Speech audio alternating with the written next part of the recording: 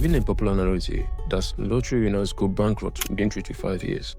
Sometimes they end up even worse off than before they won the lottery. Upwards of 70% of lottery winners go bankrupt. But you may ask yourself, why do people go broke even after winning a huge sum of money? How come some people still remain rich for years? What are their secrets? The answer is, they have a better understanding of money than you do, because we tend to focus on things like buying a house, a car, or the latest iPhone. It's not focused on increasing our money, maybe by investing in the stock market or getting a better job. But don't get me wrong, it's your money and you can spend it however you want. And these things can make you happy and feel good. But the question is, are those things producing value for you in one way or the other? Are you spending to outperform your neighbor or friend? Because what we don't understand is that getting rich and staying rich are two different things. And our society today have made it look like spending just for the sake of it is a sign that you are a rich person, even if you have to go into debt to do so.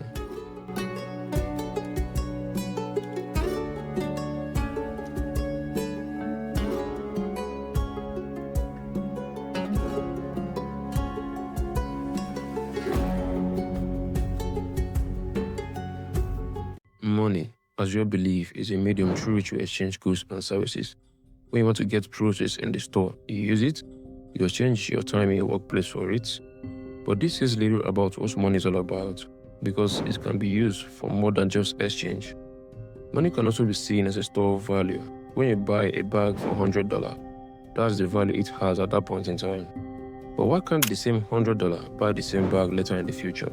You may ask, does that still make money a store of value?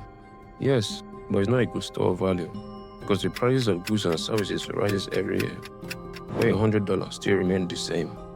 That's why gold has always been a good store of value, because its value increases over time due to its usefulness and scarcity, unlike money, which depreciates. But even though money is not a good store of value, why do we still work so hard to get it? It's because we can use it to exchange for something valuable. Without that, it's just a piece of paper.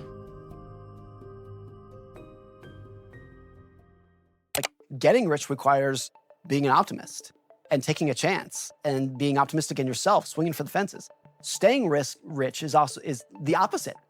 It's a completely contradictory skill where you need to be like pessimistic and paranoid. Really?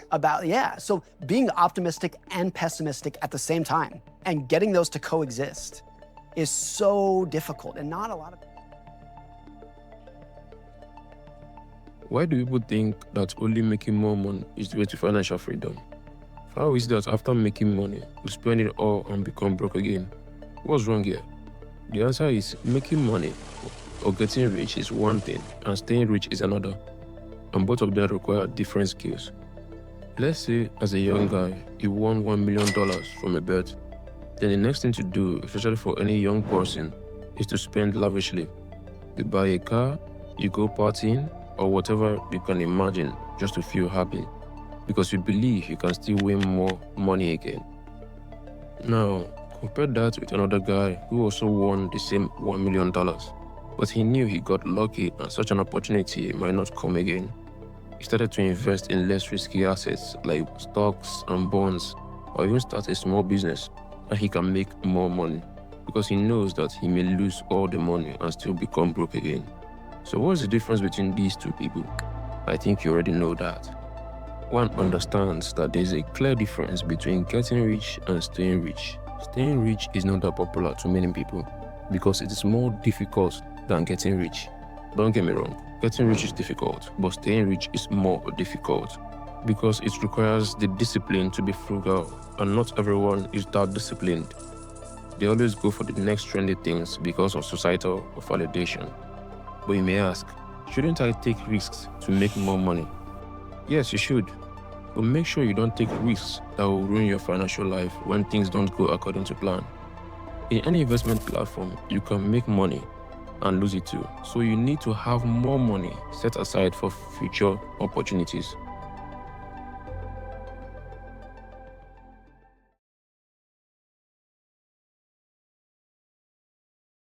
Think about this for a moment.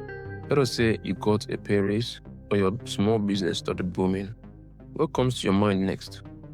Now, depending on who you are, you either go for a liability or assets. The difference between the two is that liabilities take away money from you, while assets give you more money. For example, you bought a car. Now, it can serve as an asset or a liability, depending on what you want to use it for.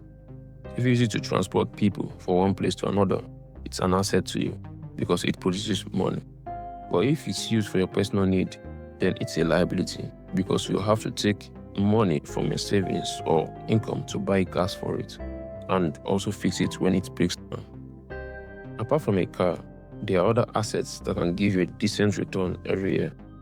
But keep this in mind, there is no asset that has a 100% guarantee, which means there are also risks involved and you could lose your money. These assets include stocks, bonds, real estate, and precious metals like gold. But also remember, this is not financial advice and I'm not a financial advisor.